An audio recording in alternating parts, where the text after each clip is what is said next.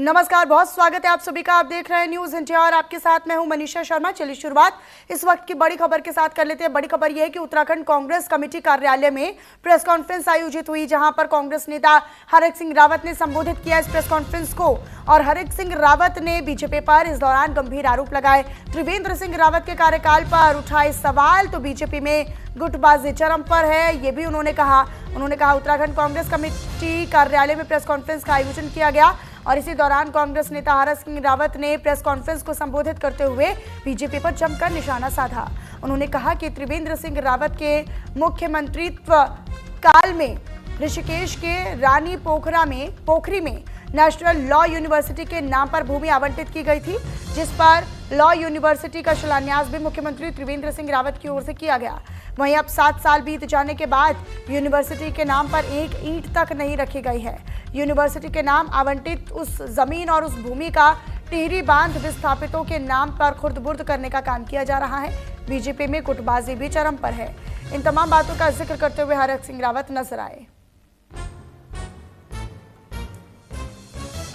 Transfer हो गई रेशम विभाग और अन्य विभागों से। 7 साल हो गए। 7 साल में वो विश्वविद्यालय एक ईंट भी उस विश्वविद्यालय के नाम पर नहीं रखी गई और अचानक वो जमीन खुर्द-बुर्द की जा रही। पिछले 37 दिनों से रानी पोखरी के लोग उस विश्वविद्यालय की लड़ाई को लड़ रहे हैं। कल मुझे भी धरने पे जाने का मौका मिला था और आज अचानक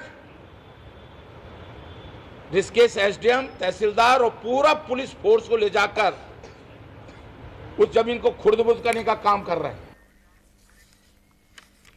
हरिद्वार से खबर, जहां पर सतर्कता विभाग टीम का बड़ा एक्शन। बाल विकास विभाग में रिश्वतखोरी का खेल बेनकाब हुआ है, उसका पर्दाफाश हुआ है। प्रमोशन के नाम पर रिश्वत लेता सुपरवाइजर गिरफ्तार हुआ है। सुपरवाइजर 50,000 की रिश्वत लेते हुए रंगे हाथ पकड़ा गया। देहरादून सतर्कता टीम की ट्रैप कार्रवाई से हड़कंप मच गया है और इस पूरे मामले में डीपीओ ऑफिस के अधिकारी भी रडार पर आ चुके हैं। हरिद्वार में सुपरवाइजर को प्रमोशन के नाम पर रिश्वत लेते हुए रंगे हाथों गिरफ्तार कर लिया गया है। देहरादून सतर्कता सेक्टर की ट्रैप टीम ने रुड़की जिले में बाल विकास विभाग में कार्रवाई की है। सतर्कता विभाग के मुताबिक ये कार्रवाई थाना सतर्कता क्षेत्र सेक्टर देहरादून में मुकदमा दर्ज किया गया था और दरअसल शिकायत मिलने के बाद सतर्कता टीम ने पूरी योजना के तहत ट्रैप बिछाया और आरोपी को रिश्वत लेते हुए मौके पर ही दबोच लिया। इस पूरे मामले में विकास भवन रोशनाबाद स्थित डीपीओ कार्यालय के एक अधिकारी का नाम भी सामने आया है। सतर्कता विभाग इस एंगल से भी जांच कर रहा है कि क्या इस रिश्वतखोरी में अन्य अधिकारियों या फिर कर्मचारियों की भी मिलीभगत है या नहीं। विश्वास सैनी मेरे साथ मेरे सहयोगी जुड़े हुए हैं हरिद्वार से, सीधा उन्हीं का रुख करते हुए। विश्वास, फिलहाल ये गंभीर मामला हो जाता है क्योंकि सरकार एक तरफ ये कहती है कि रिश्वतखोरी के खिलाफ या घोटाले या भ्रष्टाचार के खिलाफ पूरी तरीके से 0 टॉलरेंस की नीति है, लेकिन अधिकारियों की ओर से इस तरह के मामले सामने आते हैं। 50,000 की रिश्वत लेते हुए रंगे हाथों अब गिरफ्तारी हुई है सुपरवाइजर की।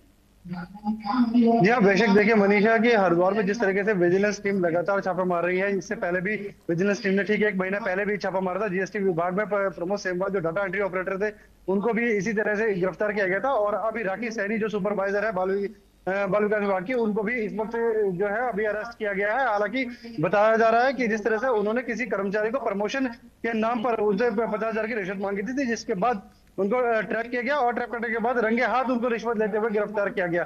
हालांकि अभी इसमें जो विजिलेंस टीम है, उन्होंने विकास भवन पहुंचकर दस्तावेज खंगाले हैं, पूछताछ भी सब जगह की जा रही है। और अभी लेकिन इसके बाद और किस तरीके से कड़ियां खुलती है, कड़ियां खोलने का भी अभी हो सकता है कि कड़ियां खुले इसमें लेकर, लेकिन कड़ियां खोलने का जो दौर है वो अभी जांच का विषय रहेगा। लेकिन अभी जो विजिलेंस विभाग ने जो छापेमारी की है, तो कहीं ना कहीं 0 टॉलरेंस नीति का भी इसे पता लग रहा है कि 0 टॉलरेंस नीति कहीं ना कहीं अपनाई जा रही है। क्योंकि जिस तरह से 1 महीना पहले छापेमारी की गई थी और एक अभी छापेमारी की जा रही है, तो लगातार इस तरह की विजिलेंस टीम की जो छापेमारी है, तो कहीं ना कहीं इस पर भ्रष्टाचार पर नकेल लगाने का जो दामी सरकार का जो 0 टॉलरेंस नीति है, भ्रष्टाचार पर नकेल लगाने की जिस तरह बात कही जा रही है, तो उसको लेकर विजिलेंस टीम भी लगातार सतर्कता बनाए हुए है। और जिस तरीके से अभी भी छापेमारी कार्रवाई जिस तरह से की गई है, अभी जिस तरह रंगे हाथ उसको गिरफ्तार किया गया है आरोपी महिला को, तो कहीं ना कहीं ये हो सकता है कि आने वाले समय में इसके और जो लिंक है, जो और कड़ियां हैं, वो भी और खोलने की या पर्दे और खोलने की बात सामने आ सकती है। लेकिन अभी फिलहाल जो है जांच जारी है जी। लेकिन मुख्यमंत्री पुष्कर सिंह धामी लगातार बैठकें भी लेते हैं अधिकारियों के साथ, और वो हर बैठक में ये भी सुनिश्चित करते हैं विश्वास की किसी भी अधिकारी का नाम भ्रष्टाचार या रिश्वतखोरी में सामने नहीं आना चाहिए, नहीं तो अधिकारियों के खिलाफ भी सख्त कार्रवाई की जाएगी। लेकिन उनके नाक नीचे इस तरह का फिर से घटनाक्रम सामने आना निश्चित तौर पर अधिकारियों की मिलीभगत को भी प्रदर्शित करता है, उस तरफ भी इशारा करता है। साथ में जो जिससे रिश्वत ली गई उसका क्या कहना था? क्या ये मुखबिर की जानकारी के आधार पर ट्रैप बिछाया गया, या फिर ये रूटीन चेकिंग के दौरान या एक चेकिंग के दौरान ट्रैप बिछाया गया था? जी हाँ, देखिए मनीषा, मैं आपको बताऊं, जिस तरह से भ्रष्टाचार इस वक्त आसमान में चढ़ा हुआ है, तो जिस तरीके से अभी देखा जा रहा है कि अधिकारियों के खिलाफ मुख्यमंत्री धामी ने ये कहा था कि कोई भी अगर भ्रष्टाचार में लिप्त है तो उसके ऊपर कार्रवाई की जाएगी। लेकिन अभी जिस तरीके से देखा जा रहा है कि एक महीने के अंतराल में ही 2 छापेमारी विजिलेंस विभाग ने जिस तरीके से की है, तो कहीं ना कहीं भ्रष्टाचार पर नकेल लगाने की जो प्रणाली है वो देखी जा रही है। हालांकि जिस तरह से बात करें हम राखी सैनी के बारे में, जो आरोपी महिला है उनके बारे में कहा जा रहा है, तो कहा जाता था कि ये भी रिश्वत को लेकर ज्यादा बनी रहती, कि रिश्वत लिया करती थी, लेकिन उसको लेकर एक ट्रैप बनाया जाना जरूरी था। तो जिस तरह से अभी ट्रैप बनाया गया, कर्मचारी के प्रमोशन को लेकर एक ट्रैप बनाया गया, तो उसको लेकर जिस तरह से कार्रवाई की गई, तो वो कहीं ना कहीं इस तरह की भ्रष्टाचार के जो खुलासे हैं वो करने को लेकर कहीं ना कहीं इशारा करती है कि जितने भी अधिकारी इस वक्त लिप्त हैं उनके ऊपर जरूर कार्रवाई होगी, और प्रशासन इस वक्त इस तरह के अधिकारियों पर कार्रवाई करने के लिए लगातार सतर्क बना हुआ है। तो जिस तरीके से अभी देखा जा रहा है कि विजिलेंस टीम जिस तरह से छापेमारी कर रही है, तो आने वाले समय में जितने भी अधिकारी हैं, अगर उनमें किसी के भी नाम इस तरह सामने आते हैं, तो कहीं ना कहीं बड़ी जो कार्रवाई है वो देखी जा सकती है। क्योंकि हरिद्वार के अंदर ही दो छापे, एक महीने के अंदर दो विजिलेंस के छापे, तो कहीं ना कहीं बड़ा सवाल खड़ा करते हैं। क्योंकि अधिकारी अगर इसमें लिप्त हैं तो कहीं ना कहीं अधिकारियों के ऊपर नकेल लगनी जरूरी है। तो ये जिस तरह से कार्रवाई हुई है, तो आने वाले समय में इसके और भी अगर लिंक खुलकर आते हैं, तो कहीं ना कहीं ये बड़ा जो झोल है वो भी सामने आएगा। क्योंकि विजिलेंस टीम लगातार सतर्क बनी हुई है क्षेत्र में जी। ठीक है विश्वास, अपनी नजर बनाकर रखिएगा। शुक्रिया बहरहाल आपका इस तमाम जानकारी को साझा करने के लिए। अल्मोड़ा से खबर है, जहां पर कमर्शियल गैस सिलेंडरों की किल्लत अब गहराती जा रही है, जिसका सीधा असर रेस्टोरेंट और होटल व्यवसाय पर पड़ रहा है। कमर्शियल गैस की आपूर्ति नहीं होने के कारण कई रेस्टोरेंट बंद होने की कगार पर पहुंच चुके हैं, जबकि कुछ ने तो अस्थायी रूप से अपने प्रतिष्ठान भी बंद कर दिए हैं। इसी समस्या को लेकर प्रांतीय उद्योग व्यापार मंडल के बैनर तले व्यापारियों ने धरना प्रदर्शन किया। धरने में शामिल व्यापारियों ने प्रशासन और गैस एजेंसियों के खिलाफ गहरी नाराजगी व्यक्त करते हुए जल्द समस्या के समाधान की मांग की है। धरना प्रदर्शन के दौरान व्यापार मंडल के पदाधिकारियों ने चेतावनी दी कि अगर जल्द ही गैस की आपूर्ति सुचारू नहीं की गई तो आंदोलन को और ज्यादा उग्र और तेज कर दिया जाएगा। उन्होंने प्रशासन से तुरंत हस्तक्षेप कर समस्या का स्थायी समाधान निकाले जाने की मांग की है। देखिए, कॉमर्शियल सिलेंडरों की कमी और ऊंची कीमतों को देखते हुए जब हमारे होटल, रेस्टोरेंट और ढाबे बंद होने की कगार पर हैं, इन्हीं को देखते हुए आज हमने जब आंदोलन का रुख अपनाया है, तो कहीं ना कहीं पे ना जिला प्रशासन ना राज्य सरकार कहीं पर भी व्यापारी की कोई सुध नहीं ले रही है। आज जिस तरीके से देखिए, कभी गाइडलाइन जारी होती है 20%, कभी 30%, कभी 40%, लेकिन आज तक के कॉमर्शियल सिलेंडर का वितरण कहीं पर भी नहीं। मैं स्वयं अजीत कार की विराट रेस्टोरेंट का मालिक हूँ। जैसा कि क्राइसिस चल रही है गैस की, सभी को मालूम है, व्यावसायिक गैस बिल्कुल नहीं आ रही है, कमर्शियल गैस बिल्कुल नहीं आ रही है, घरेलू गैस की भी मारामारी हुई पड़ी है। और शासन प्रशासन के द्वारा कभी कहा जा रहा है कि व्यावसायिक सिलेंडर 20% दिए जाएंगे, कभी कहा रहा है 50% दिए जाएंगे, लेकिन कोई भी इनके द्वारा ऐसी व्यवस्था नहीं की जा रही है। और इसी के मद्देनजर अल्मोड़ा में कम से कम 20 से 30 के बीच में छोटे बड़े रेस्टोरेंट और होटल बंद हो चुके हैं और बाकियों के भी बंद होने की कगार में है। जैसा कि लगातार यहाँ व्यापार मंडल के द्वारा धरना किया गया, इसलिए आज हम लोग सब यहाँ पर धरने पे बैठने पे मजबूर हुए हैं। क्योंकि हम अभी कुछ दिन पूर्व ही जिलाधिकारी जी से इन जो व्यावसायिक सिलेंडर है उनको लेकर मिलने गए थे कि इनकी आपूर्ति आपके द्वारा नहीं की जा रही। तो उन्होंने हमको आश्वासित किया था कि कम से कम 50% व्यापारियों को सिलेंडर की आपूर्ति करेंगे, लेकिन आज सुबह फिर उनके द्वारा किसी को भी कोई सिलेंडर नहीं दिया गया। कुछ खास लोगों को चिन्हित करके उन्होंने खानापूर्ति करके कुछ व्यवसायियों को सिलेंडर बांटकर अपने इससे इतिश्री कर दी। हम आज इस धरने के माध्यम से उनको चेताना चाहते हैं, अगर भविष्य में अगर इसकी आपूर्ति शीघ्र नहीं की गई तो हम इस आंदोलन को उग्र रूप से भी करने के लिए करेंगे। तो भाई देश भर में घरेलू और कमर्शियल गैस की किल्लत से हाहाकार मचा हुआ है, लेकिन लेकिन हरिद्वार से एक चौंकाने वाला मामला सामने आया है। आरोप ये है कि NHAI सड़क निर्माण कार्य में कमर्शियल गैस सिलेंडरों का खुलेआम इस्तेमाल कर रहा है, जबकि जिला पूर्ति विभाग अनजान बना हुआ है। आम जनमानस को दिन भर कतारों में लाइनों में खड़े रहकर भी सिलेंडर नहीं मिल पा रहा, तो वही NHAI गैस कटर के लिए इसका इस्तेमाल कर रहा है, जिस कारण जिला पूर्ति अधिकारी की कार्यशैली और कार्यप्रणाली पर भी सवाल उठने लगे हैं। एक रिपोर्ट आपको दिखाते हैं।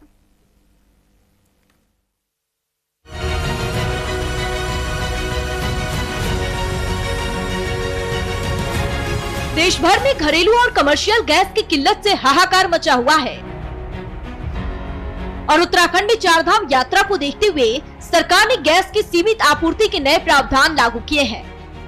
लेकिन NHAI पर गंभीर आरोप है कि वह निर्माण कार्यों जैसी बिल्डिंग और गैस कटिंग में इस गैस का दुरुपयोग कर रही है। साइट इंजीनियरों का दावा है कि NHAI के पास गैस की काफी स्टॉक पहले से उपलब्ध है। एक और जहां आमजन को 25 दिन में एक बार गैस बुकिंग करके सिलेंडर मिल रहा है, तो वहीं किस नियम के तहत NHAI को 3 फरवरी से लेकर 24 मार्च के बीच में 8 सिलेंडर दे दिए जाते हैं। और सबसे हैरानी की बात तो ये है कि जिला पूर्ति अधिकारी को इसकी जानकारी ही नहीं। महज 6 दिन पहले ही नया आवंटन शुरू हुआ, लेकिन उसके पहले से ही NHAI इसका इस्तेमाल कर रहा था। जब पूरे देश में गैस संकट है तो NHAI को अतिरिक्त गैस कहां से मिल रही है? यह मामला जिला पूर्ति विभाग की निगरानी पर भी सवाल खड़ा करता है। तो अगर जो कार्यदायी संस्था होगी तो उससे बात की जाएगी। अगर नियम के अनुसार नहीं हो तो डेफिनेटली नोटिस दिया जाएगा। अगर देखिए 10 दिन पहले दिशा निर्देश नहीं आए थे, अभी दिशा निर्देश मेरे ख्याल से पिछले हफ्ते ही आए हैं, तो अगर ऐसे कुछ कार्रवाई भी की जा रही, मतलब उनके सिलेंडर इस्तेमाल किया जा रहा है, तो डेफिनेटली कार्रवाई की जाएगी। सबसे बड़ा सवाल, जिला पूर्ति विभाग समय समय पर छापेमार कार्रवाई तो कर रहा है, तो जिन रास्तों से अधिकारी लोग गुजरते हैं उन रास्तों पर कमर्शियल गैस का दुरुपयोग उनको दिखाई नहीं देता। क्या जिला पूर्ति विभाग को इस दुरुपयोग की जानकारी नहीं थी? अगर नहीं थी तो इतनी बड़ी मात्रा में गैस का इस्तेमाल कैसे संभव हुआ? फिलहाल ये मामला जांच के दायरे में है। अब देखना यह है कि विभाग क्या कार्रवाई करता है और जिम्मेदारों पर सख्त कदम उठाते हैं या नहीं। आप देख सकते हैं जिस तरीके से ये एक सिलेंडर है, हालांकि इस सिलेंडर पे मार्क जरूर HP का है और नीचे से लाल और आधा नीला, जो कहीं ना कहीं सवाल खड़ा करता है क्या ये डोमेस्टिक है या ये एक कमर्शियल सिलेंडर है।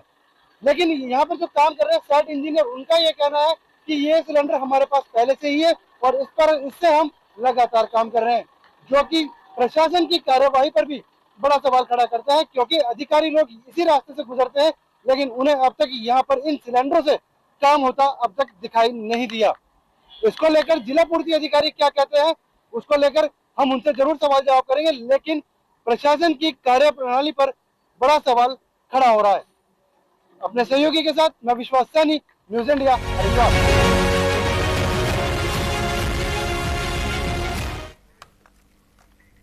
अल्मोड़ा से खबर, जहां पर कमर्शियल गैस सिलेंडरों की किल्लत के बीच व्यापार मंडल नगर अध्यक्ष और होटल एसोसिएशन अध्यक्ष ने गैस मैनेजर से मुलाकात की है।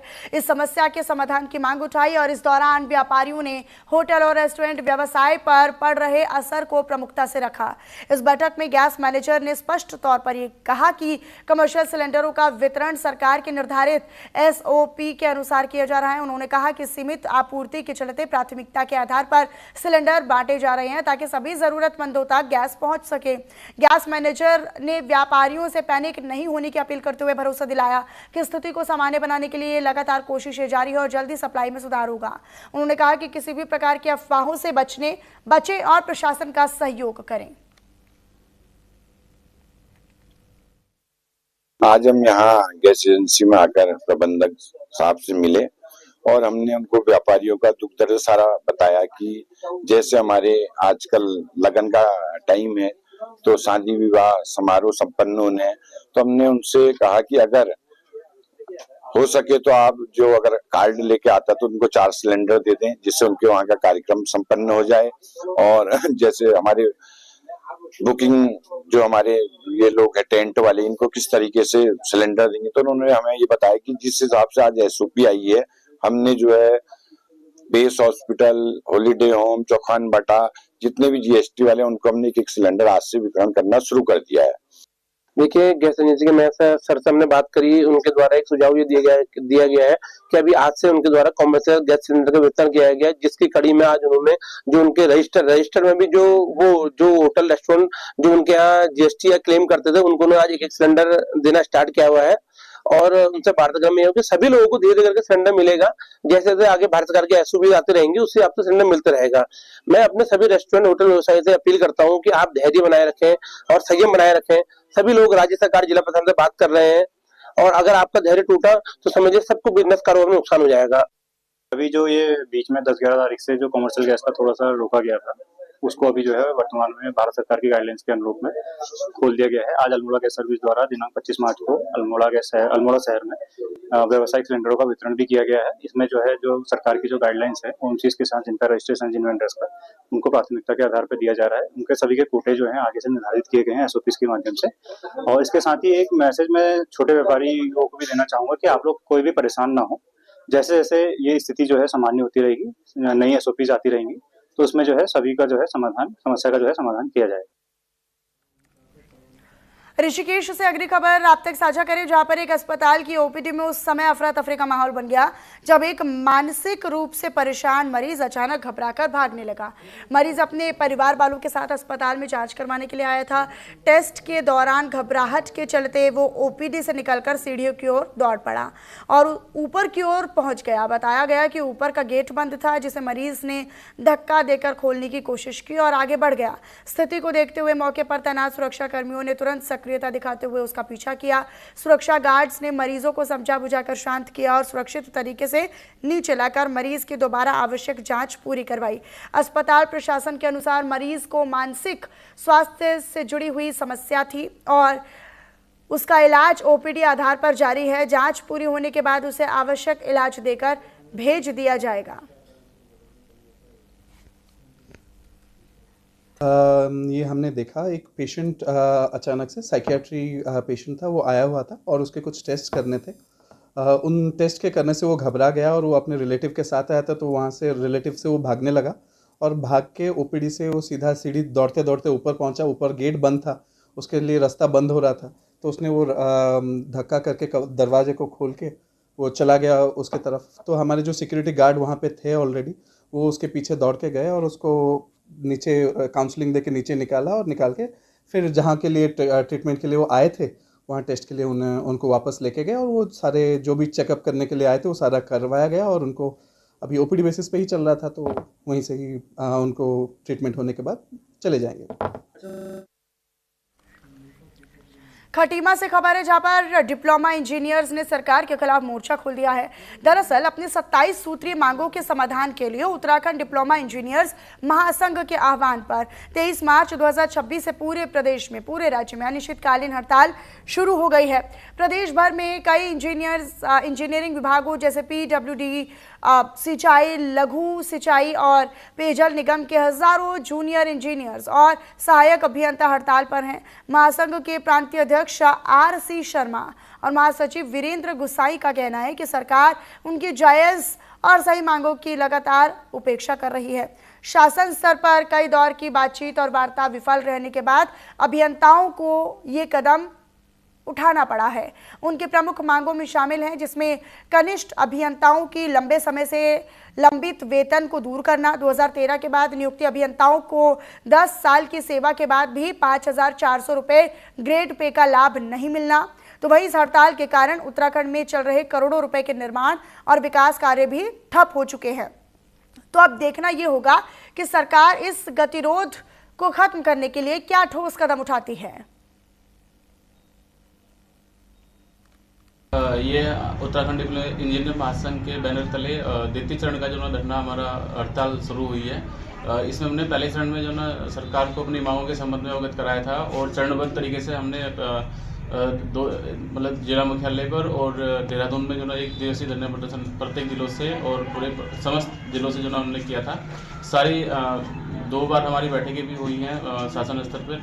तो महासंघ के बैनर तले ये द्वितीय चरण की जो ना हड़ताल हो रही है, जिसमें हमारी 27 मांगे हैं और वो सभी सदस्यों को प्रभावित कर रही हैं, जिससे जिसकी मांग बहुत दिनों से चल रही है लेकिन अब तक वो पूरी नहीं हुई। शासन के द्वारा कोई सुनवाई नहीं हुई। हमेशा उनके द्वारा ये कहा गया कि 1 महीने के अंदर हम आपकी मांगों पर विचार करेंगे, उसके बाद 1 महीने के बाद जब गए तो 15 दिन के बाद विचार करेंगे, और अंततः हारते हुए हम लोगों ने शासन के विरुद्ध जाके और ये हड़ताल के उस पर आए हैं। 27 सूत्रीय मांगे हैं। और इस संबंध में ये भी बताना चाह रहे हैं कि जिस दिन हम लोग हड़ताल पे आए, उत्तराखंड डिप्लोमा इंजीनियर महासंघ के सारे सदस्य पहले ही दिन शासन जो था अंदर तक हिल गया और उन्होंने तुरंत बुला लिया वार्ता करने के लिए। लेकिन जैसी उनकी हमेशा से रणनीति रही है कि किसी तरह मामले को टालते रहो, उनकी कार्यप्रणाली में भी यही रहता है कि बस कोई अगर समस्या आई है उसको आगे टाल दो, उसको फेस करने के बजाय आगे टाल दो, उतने दिन उनके लिए सही हो गया। उस पे वो चल रहे थे। लेकिन उत्तराखंड डिप्लोमा इंजीनियर संघ इस बार महासंघ अडिग है कि जब तक आप हमारी मांगे नहीं मानेंगे हम वापस आने वालों में से नहीं हैं। देहरादून सचिवालय में मुख्यमंत्री पुष्कर सिंह धामी की अध्यक्षता में कैबिनेट बैठक हुई और इस बैठक की शुरुआत में नए मंत्रियों का स्वागत किया गया। साथ ही साथ प्रधानमंत्री नरेंद्र मोदी के शुभकामना संदेश पर मंत्रिमंडल ने आभार व्यक्त किया और इसे प्रेरणादायक बताया। राज्य हित के विभिन्न मुद्दों पर चर्चा हुई। मंत्रिमंडल विस्तार के बाद धामी कैबिनेट की ये पहली अहम बैठक मानी जा रही है। इस कैबिनेट बैठक में कुल 16 प्रस्तावों पर मुहर लगाई गई है। हमारी पूर्व में वर्दीधारी सिपाही पदों और वर्दीधारी उप निरीक्षक पदों के लिए सीधी भर्ती के लिए एक एकीकृत नियमावली बनाई गई थी, जिसमें कुछ पदों के लिए एज लिमिट बढ़ी थी, कुछ पदों के लिए एज लिमिट घटी थी। तो जहाँ पे एज लिमिट घटी थी वहाँ पे हमें कई प्रत्यावेदन इसमें प्राप्त हुए थे कि जो घटने की वजह से कुछ अभ्यर्थी छूट जा रहे थे। तो आज माननीय मंत्रिमंडल द्वारा ये निर्णय लिया गया है कि ये एज लिमिट 3 साल के बाद यानी कि 2028 दिसंबर के बाद ये लागू होगी। और जो एज लिमिट के बारे में बात है तो आज उस पर माननीय मंत्रिमंडल द्वारा अनुमति दी गई है। इसमें आपका पुलिस हो गया, पीएसी, आईआरबी, प्लाटून पीएसी के प्लाटून कमांडर, अग्निशमन अधिकारी और बंदर। जो घटी हुई एज लिमिट है वो 3 साल के बाद यानी कि 2028 के बाद, ये अलग अलग में अलग अलग थी। कहीं पे 35 साल से 28 साल हो गया था। अलग अलग पदों के लिए अलग अलग एज लिमिट घटी थी उसमें। तो उसको ये निर्णय लिया गया कि अभ्यर्थियों के हित में ये जो घटी हुई एज सीमा है वो 2028 के बाद यानी कि 2029 से लागू। चलिए फिलहाल इन्हीं तमाम बड़ी और अहम खबरों के साथ इस बुलेटिन में इतना ही। आप बने रहिएगा न्यूज़ इंडिया के साथ। नमस्कार।